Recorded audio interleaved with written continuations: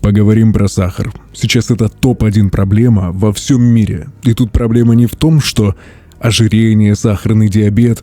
Нет, тут проблема намного глубже. Именно как сахар влияет на иммунитет, как сахар влияет на сам организм человека.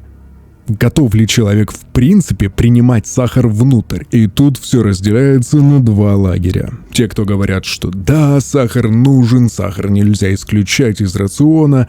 И те, кто яростно отрицают сахар, ни в коем случае его не есть. И когда ты сидишь и смотришь разные мнения, слушаешь, ты не понимаешь, что тебе делать. Есть сахар, не есть сахар.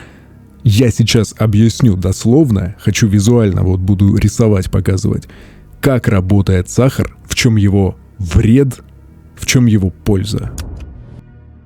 Для начала необходимо понимать, что такое сахар вообще. Сахар — это быстрый углевод. Попадая в организм, это по сути своей является энергией, чистой энергией. Организм не будет тратить энергию на переработку.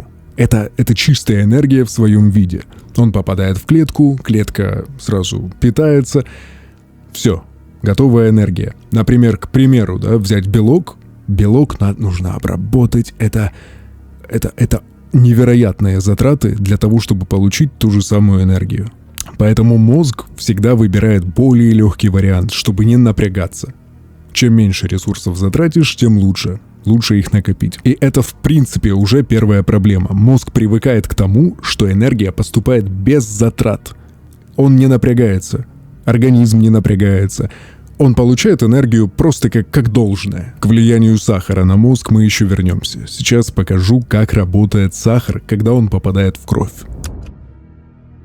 Вот наше кровяное русло. Здесь у нас находятся эритроциты. И когда мы начинаем есть сладкое, в кровь попадает глюкоза. По сути, сахар — это и есть глюкоза. Глюкоза у нас будет желтой. Итак, ты поел. Углеводы превращаются в глюкозу и попадают в кровь. Вот, вся глюкоза. Уровень глюкозы в крови резко поднимается. Поджелудочная железа это чувствует и выделяет инсулин в кровь. Сделаем его голубым. И чем больше сахара в крови, тем больше инсулина в крови. Это важный момент, так что запомни его. Скажем так, поджелудочная — это как умный датчик, который определяет, сколько сахара в крови. Теперь вопрос, что такое инсулин? А инсулин — это по своей сути ключ от энергетической системы клетки. Смотри, вот наша клетка, вот ее приближенный вариант, прям близко. Это по сути ее стенка. На внешней оболочке клетки находятся вот такие рецепторы. И когда инсулин попадает в кровь, приходя к клетке, теперь он будет красным, он садится на эти рецепторы. Рецепторы это чувствуют и подают сигнал. Клетка в ответ на этот сигнал посылает белки, которые становятся на оболочку клетки, как мост. И только после этого глюкоза, которая находилась в крови, наконец-то сможет попасть в клетку. Только через вот эти вот белки. Она спокойно садится и проходит сквозь нее, попадая в клетку. Оболочка клетки — это по сути непробиваемая структура, что глюкоза сама не может туда войти. И инсулин играет ключевую роль в прямом смысле этого слова. Он открывает двери для того, чтобы глюкоза смогла зайти. Итак, окей, клетку мы заполнили глюкозой. Вся глюкоза, которая была в избытке, превращается в висцеральный жир. Теперь в чем проблема? Когда много сахара попадает в кровь и на регулярной основе, это не... Человек не должен так питаться. Смотри, как происходит питание сейчас. Ты проголодался, ты съел чего-нибудь сладкого, печенье, кусочек хлеба, я не знаю. Происходит резкий скачок сахара, и за ним же происходит резкий скачок инсулина. И в этом основная проблема, потому что как только... Сейчас нарисую. Ты съел резкий скачок глюкозы. За ним идет резкий скачок инсулина. Затем происходит резкий спад глюкозы. И за ним происходит спад инсулина. Это все, это удар по организму. Это качели. Не должно так быть. Должен быть Должно быть все в норме, должно быть все по нарастанию, по убыванию. Вот все вот эти пиковые точки, это не окей. В 2 словах разберем симптоматику.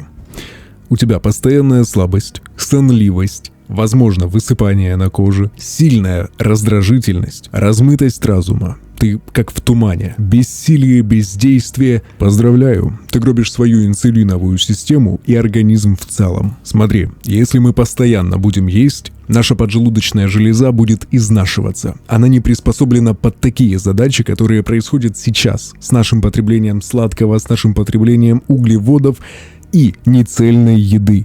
Вся еда, которая присутствует на полках, она обработанная. Это максимальный ужас для организма. Наш организм приспособлен к тому, чтобы есть цельную еду, никаким образом не обработанную до таких состояний, в которых она находится на прилавках. И что происходит? Когда ты начинаешь есть, ты перекусываешь, например, ты съел булочку. Это углевод, это та же самая глюкоза. Происходит скачок сахара. За ним идет инсулин. Инсулин потом остается в крови. У тебя вызывается вот эта вот сонливость, вот это все состояние. Ты чувствуешь потом голод. И идешь опять есть. Ты съедаешь еще углевод. Углевод опять поднимает уровень сахара. За ним идет всплеск инсулина.